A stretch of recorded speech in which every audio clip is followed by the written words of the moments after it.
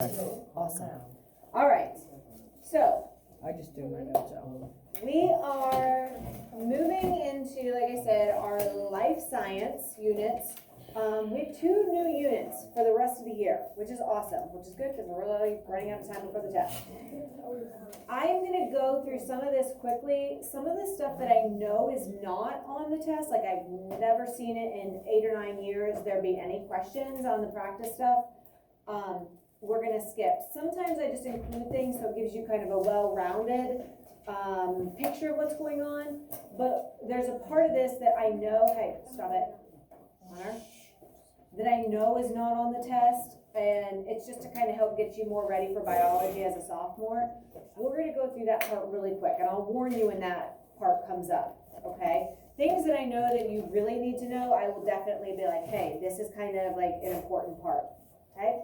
So this is talking about cell reproduction, and so we know that all individual organisms are not going to live forever. Whether you're talking about a cell, whether you're talking about a bacteria, whether you're talking about a human or a dog or a cat, things don't live forever. And so for that species to survive, their genetic information has to get passed on to the next generation or to their offspring. Right, so that transfer of genetic information is what we're really going to be focusing on this unit, okay, and next unit. So without that transfer, that genetic information dies with that parent organism, and that is what could possibly lead to the extinction of that species if all of the organisms that are alive are not able to pass their information on for some reason. So it's also necessary for a species to continue, for this information to get passed on. Again, you guys are really good at the logical common sense stuff, putting things together, which you did really well last unit. So kind of, obviously it makes sense if you can't pass on your genetic information, that information is gonna die with you. So this can happen in 2 main ways. Here's the scary words, don't freak out, it's okay.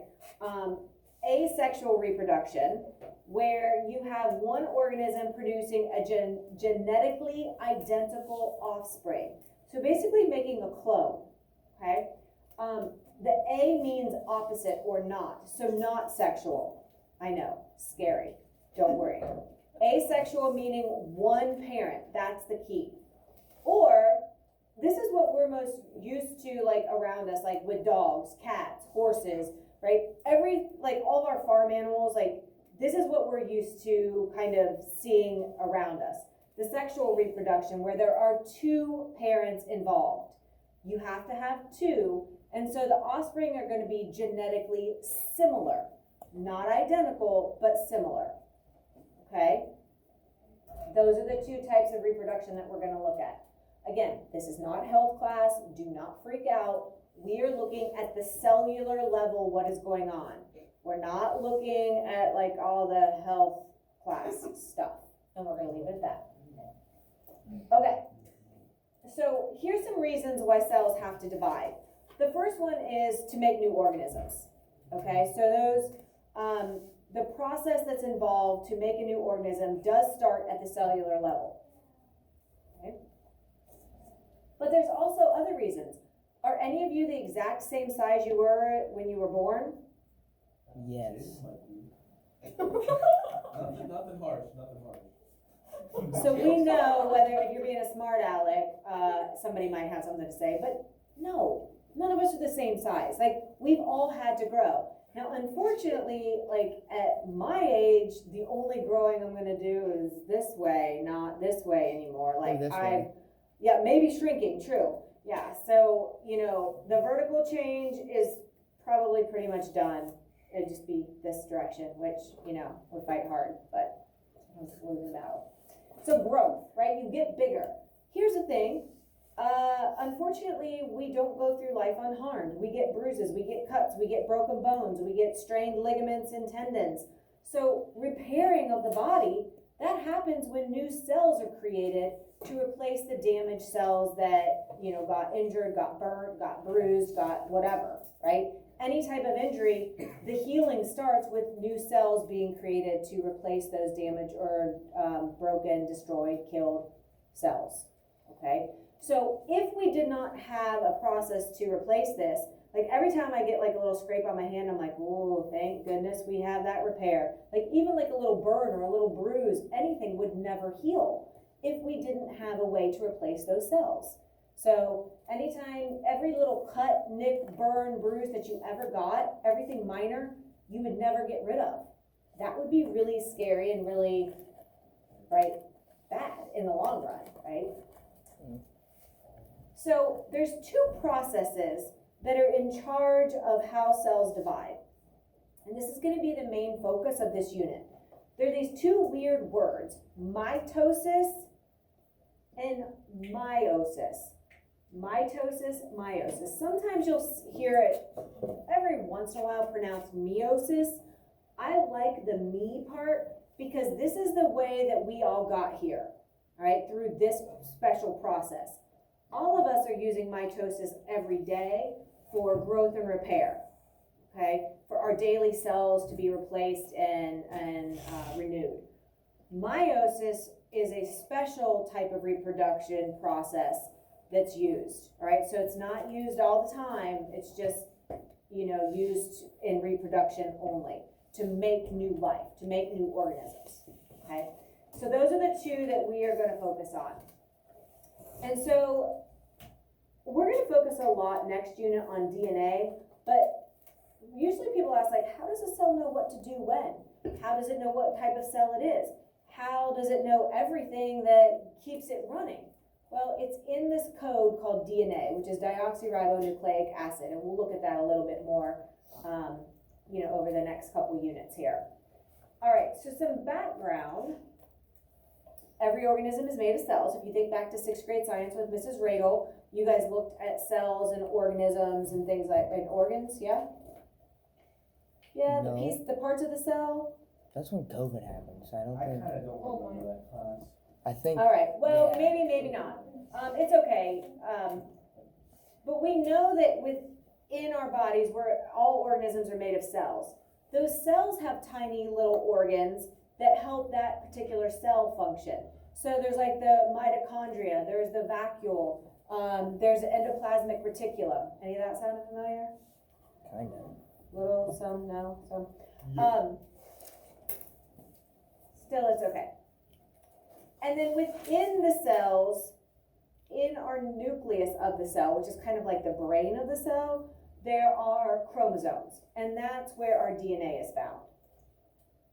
Okay, so if you have the organism, within the organism you have all these billions of cells, and then the cells have a place called the nucleus, and in the nucleus you have these chromosomes, and the chromosomes are made up of this DNA. Okay, so that's kind of the process. And it's the DNA that basically holds the instruction manual, the code, to make us each who we are, what we are, kind of genetically, all right?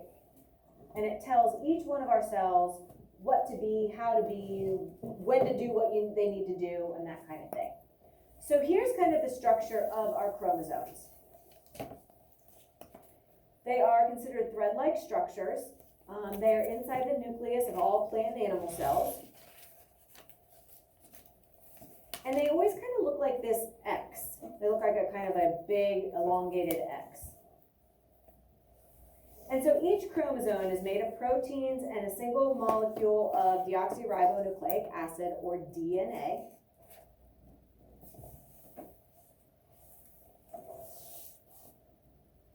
And DNA is what contains the instructions for each cell. So if you're a heart cell, you have the instructions for a heart cell. If you are a liver cell, then you have the instructions to be a liver cell, and so on. All right, so whenever you see this kind of structure, you are looking at the chromosome. And then within the chromosome, you have all the DNA all wound up.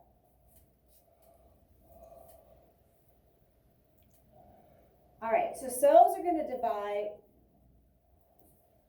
or reproduce using mitosis for several reasons. So this is the first cell division, mitosis. So body cells, any cell in our body besides the sex cells are considered body cells. So that means heart, hair, liver, skin, stomach, muscle, all of those are considered body cells, which kind of makes sense, right? They're called body cells, they're the cells that make up our body, okay? So all cells except for the gametes or the sex cells are going to use mitosis to help the parent organism grow, get bigger, to repair. So sometimes there's cells that are just worn out and they need replaced. Sometimes cells get damaged and they need to be replaced. Because at some point a cell is going to reach its normal lifespan, and that's when it's just worn out and it needs to be replaced or repaired. Okay? And so here's a nice gross fun fact. People will slough off dead skin cells, and like they make pounds and pounds of dead skin cells over the course of 1 year. Like disgusting amounts. Yep. 9 pounds a year. Think of like a 5-pound bag of sugar. Almost 2 of those in skin cells that just all the time are sloughing off because they wear out. Yummy. And that's their job, right? Like they last as long as they're supposed to. Hey, some animals can regenerate, like tails. We'll pick up here.